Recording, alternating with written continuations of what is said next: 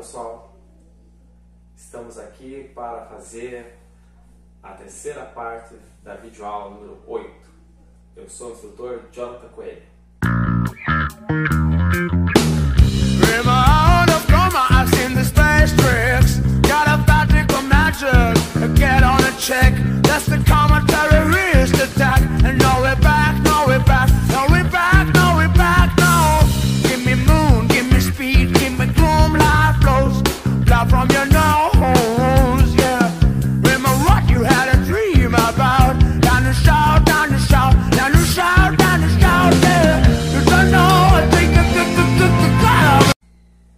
Seguinte,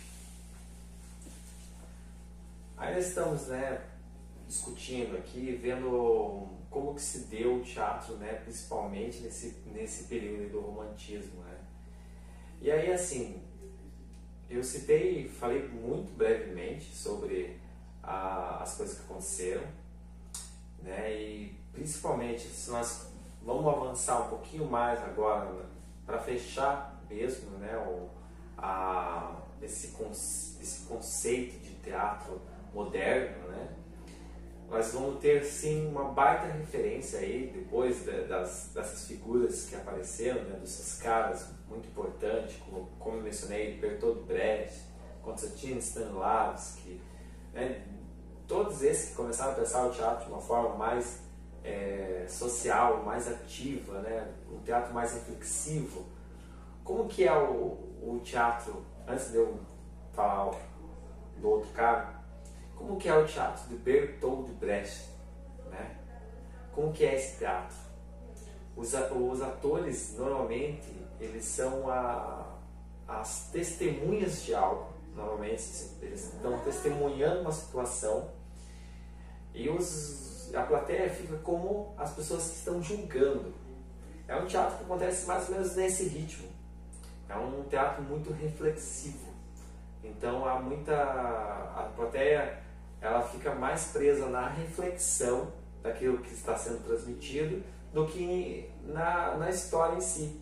É um teatro mais pensado para mobilizar as pessoas, para fazerem elas refletirem sobre o que elas estão fazendo, o que está acontecendo na sociedade.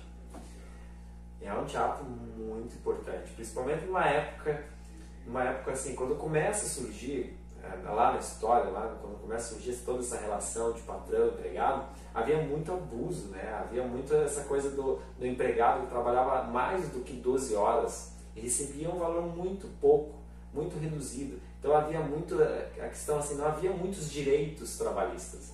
Era um momento assim complicado, perturbado para a sociedade, que era de uma classe mais baixa. Então por isso é muito interessante essa forma de pensar e de imaginar o teatro, de se pensar uma forma que alcançasse as pessoas e provocasse reflexão, para que elas pudessem mudar de atitude, pudessem lutar de repente por alguma coisa que elas gostariam, de forma coletiva, individual, enfim. E aí eu estava seguindo nessa evolução do teatro. Nós temos também uma baita referência teatral brasileira, o Augusto Boal. Eu já mencionei para vocês um pouquinho em outras videoaulas sobre o Augusto Boal. Augusto Boal, carioca, então o cara é nosso aqui do Brasil, ele é ator, diretor, um estudioso na área teatral. Ele criou espaços como o Teatro Arena e outras formas de se pensar o teatro também no Brasil. Ele é autor do Teatro do Oprimido, algo que foi discutido um pouquinho na live, que nós falamos um pouco sobre o Teatro do Oprimido. O Teatro de Arena, ele tem toda uma percepção diferente de ser mais um teatro social para as pessoas. E no espaço do Teatro Arena, conforme vai sendo trabalhado, discutido, começou-se a pensar formas diferentes de alcançar a plateia. Principalmente, eu citei na live, ou citei numa videoaula, de repente, que numa dessas apresentações em que os atores estavam resolvendo um problema no palco ali, um conflito, alguém da plateia se levantou e quis interagir, quis responder o que estava acontecendo lá. E aí o Augusto Boal, ao observar o que estava acontecendo, Ele resolveu propor um teatro em que as pessoas participassem mais, até aqueles que não são atores, né? Um teatro voltado para as pessoas comuns da sociedade, não só focado na carreira de quem quer ser ator, mas um teatro focado para desenvolver as pessoas, para que elas se tornem protagonistas da sua vida, que elas sejam mais ativas, mais proativas, elas possam arregaçar as mangas e não ficarem mais sentadinhas, passivas, só assistindo teatro, né? Não, elas começassem a atuar mais, atuar na sua vida, atuar de forma coletiva, individual, juntando-se para conseguir algo melhor. E esse teatro, muito interessante, quando começou a acontecer isso no Brasil, essa proposta, era um momento em que havia muita censura também, né? Um momento aí de golpe militar que aconteceu no Brasil. Alguns podem se referenciar de outra forma, né? Regime militar, mas enfim, regime ou golpe militar, esse momento foi de muita censura para o campo das artes.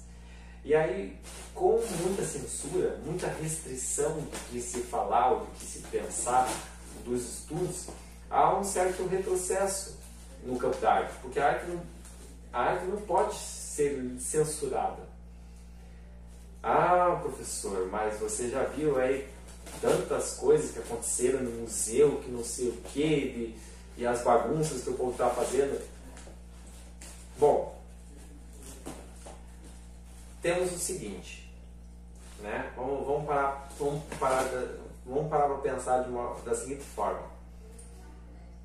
Para a arte avançar, não podemos limitá-la. Não podemos limitá-la. Nós temos que permitir que as tecnologias continuem como nas últimas gerações, né? Principalmente aí de forma expansionista, o teatro, não só o teatro, mas a sociedade amadureceu a um ponto muito grande.